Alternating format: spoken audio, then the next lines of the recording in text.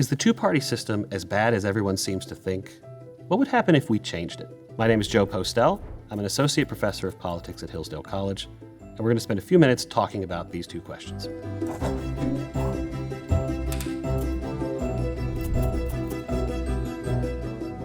So why do we have a two-party system in America? Wouldn't it be better if we had more options to choose from come election time? America has a two-party system because of this concept that's often referred to as first-past-the-post political system.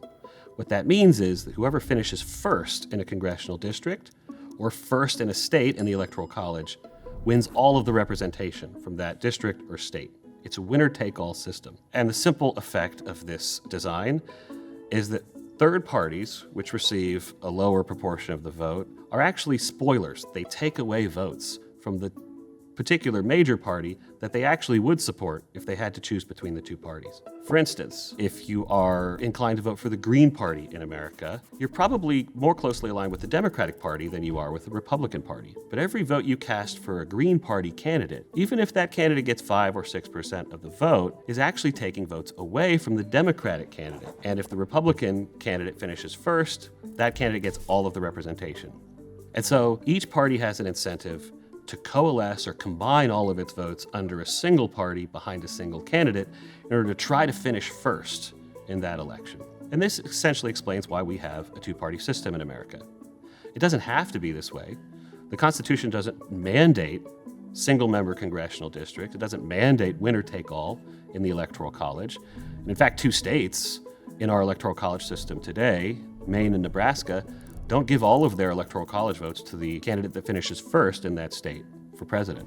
States could, if they wanted to, set up proportional representation, where a minor party would actually get a number of representatives proportional to the vote that they get in the last election. But that's not the system we currently have, and until those laws change, we will have a system that necessarily produces a two-party system.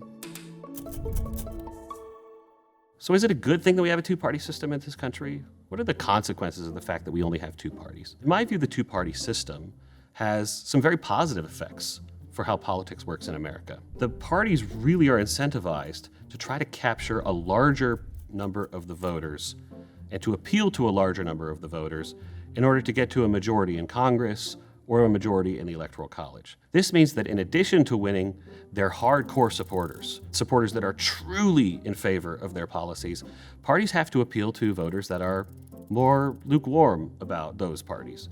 In other words, parties have to appeal to moderates in order to win a majority in a two-party system. This means that the two parties we have today, Republican and Democratic parties, the two major parties we have today, are really big coalitions of lots of different smaller parties.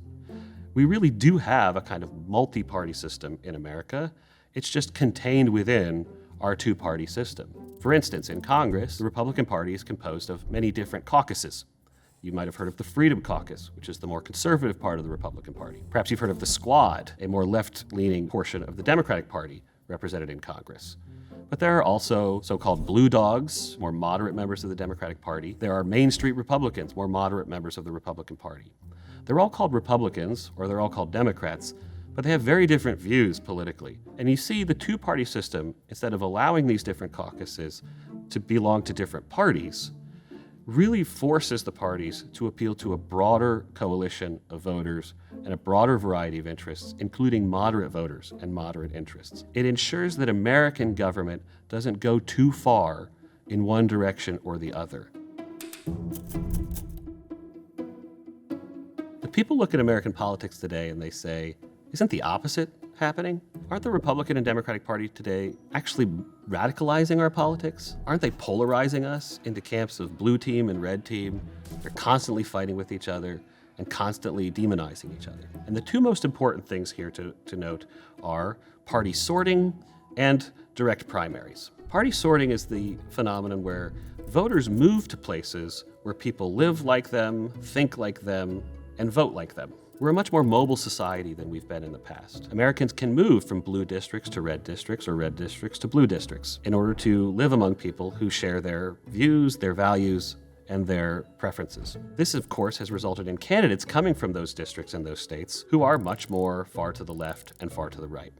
On top of this, you have the direct primary. Today in America, we nominate our candidates through a direct election of the voters in a primary before the general election happens between the candidates from the two main parties. When you have party sorting and direct primaries, most people are coming from congressional districts that are safe. They don't worry so much about losing a general election. What they really worry about is losing their primaries because they compromised too much, because they were too moderate, because they worked too much with other people to get things done in Washington. The consequence of these two factors has been to produce a party system that is less moderate and less prone to bargaining and compromise than the two-party system should be in theory. But the solution to this is not to abandon the two-party system itself, it's rather to restore the virtues of the two-party system by dealing with these things, as opposed to scrapping the system altogether. It's important to have mechanisms for coalition building. It's important to have mechanisms like political parties that bring people of different points of view together to work together for common goals. So given this circumstance, what is it that we can do as citizens to ensure that our views are better represented, that we feel happier about the choices that we're presented with in this country? There's a famous political scientist who said, democracy does not happen between the parties. Democracy happens within the parties.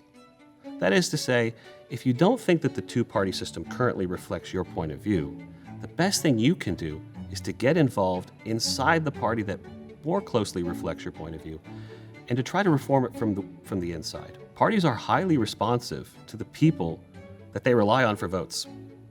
And people who get involved in parties at the grassroots level, the local level, the state level, becoming delegates to the party conventions, helping to formulate the party platforms, and to nominate the party's candidates, can make a large difference in the direction that that party takes in the future. The best thing to do if you are a citizen who is frustrated by the two-party system is not just to show up on election day and cast your vote for one party or the other, but to show up more consistently over time to ensure that one of the two parties is more reflective of your point of view, and to work with other people to make sure that that party truly represents the views of the people it is supposed to serve.